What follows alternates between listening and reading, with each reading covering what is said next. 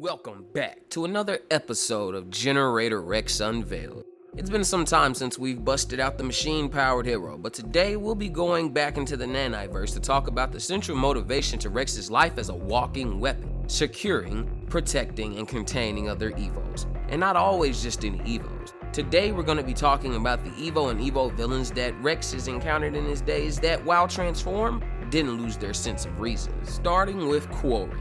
Quarry is the stone-cursed Evo crime boss of Hong Kong, ruling with ruthless authority and fear.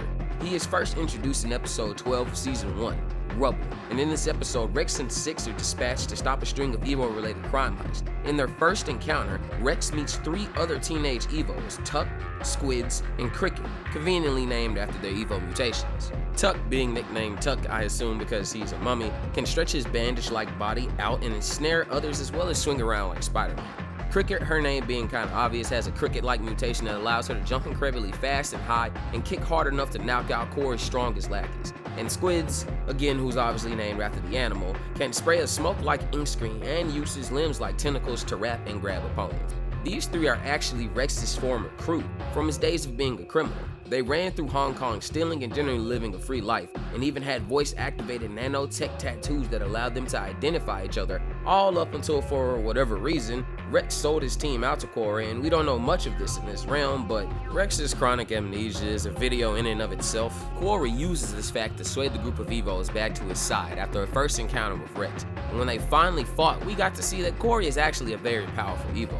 First off, I'm pretty sure he stated to be the only inorganic Evo, and actually ragdolled Rex at the start of the fight. He outright tanked several shots from the slam cannon, which has dropped skyscraper-sized Evos in 1 to 2 shots, could block and break Rex's BFS, which slices steel and stone like butter, and was smashing Rex through pillars like they were drywall. Though Rex unlocked a new ability with his rotating attack and defeated Corey, he went on to become a reoccurring villain across several other seasons. Moving from Corey and Rex's crew, we'll talk about an especially specific case of one of Rex's villains, and that is the show's premier goth girl, Cersei. Now, Cersei is a rare case for me because she has changed sides multiple times and has opposed and aided Rex at different moments throughout the show. That and, she kinda looks like a Teen Titans character, then she's off to battle Predator. Cersei's Evo mutation could be seen as the Siren, but much more unsettling. She can morph her mouth and let loose horrible wails that could smash stone, destroy Rex's machines, and in specific situations to her siren name, summon Evos. Along with above average human strength and speed, unlike many other Evos, Cersei can control her nanites, allowing her to freely manipulate her mouth into her large fanged, grotesque fleshy tube form. And that can emit a hypersonic blast of concussive force strong enough to shatter, like I said, objects as tough as metal. But it appears that Cersei's sonic powers also have other capabilities. She claimed that she once accidentally destroyed a bus driver's pants with her powers by finding the exact frequency of polyester. Cersei describes herself as a big Evo magnet.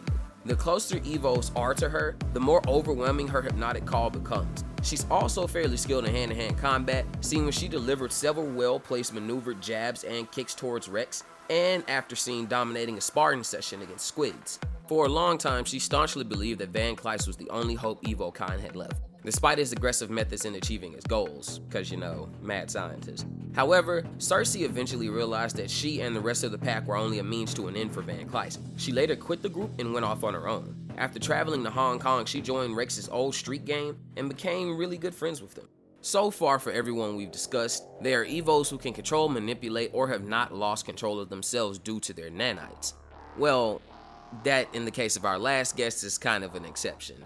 At the start of the nanite event, Abyssus became one of the most nanite-rich places on the planet. But for now, we journey not to Abyssus, but to Kyiv, Ukraine. Once a sprawling urban city, Kyiv is now home to the largest concentration of Evos on the planet, outside of Abyssus, now dubbed the Bug Jar.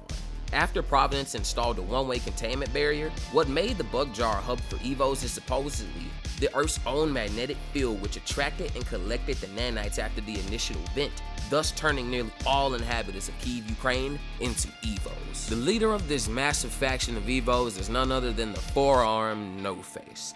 At some point after becoming Evo, No-Face gained the ability to telepathically communicate and control other Evos. This and an immense sense of abandonment from the outside world led No-Face to not only attempt to break out of the bug jar, but also rally with Van Clyce and later even a ragtag group of Rex's worst enemies to kill Rex. Kinda like a Ben 10, -10 scenario.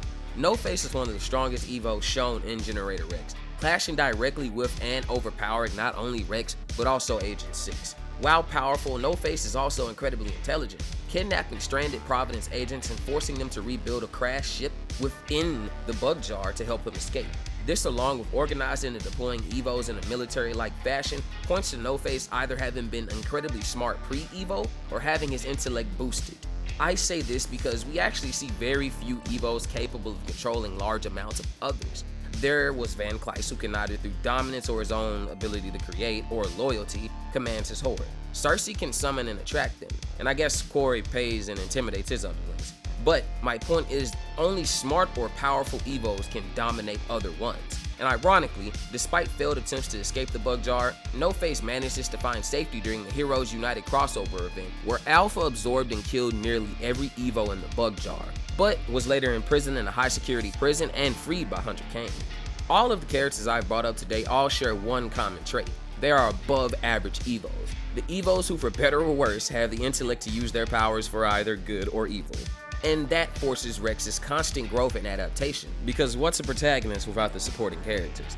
Leave a comment if you think there were any I forgot to cover that should have made the cut into the video, but that's a wrap, everybody. Leave a like and subscribe to make sure you know when we drop another episode of Generator Unveiled. Thanks for voting on the recent poll.